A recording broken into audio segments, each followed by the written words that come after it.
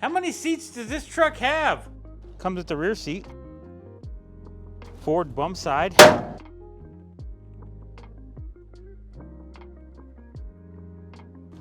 Two-door. Oh, with an engine. I can't see what engine it is though. Ford 100. It's got the custom lowering kit. I don't even know. I guess it's a half ton. It's a 100. Here's an Oldsmobile here. This thing looks nice. Oldsmobile 98.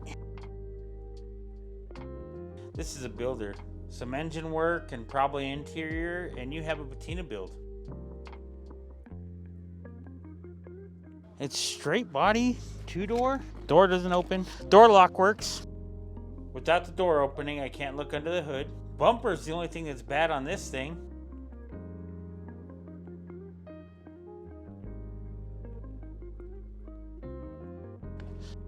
Another Oldsmobile Regency.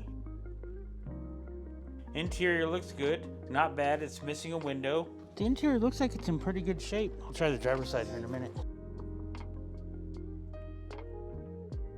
98. Nope. Too much effort. I don't want to break something. I'm so curious to know, is this like the Cadillac from Ghostbusters? Can anyone tell me? Too bad this is so banged up. It's pretty cool. Door don't open, the handle's broke. Ready for the LS swap. Cadillac, right?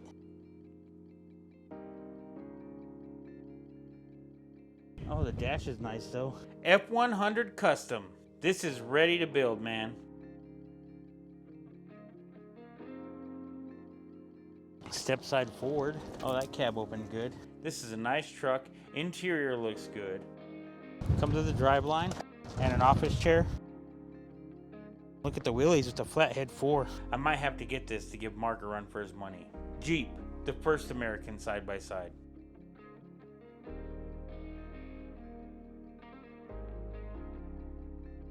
Buick Riviera. But the interior looks good.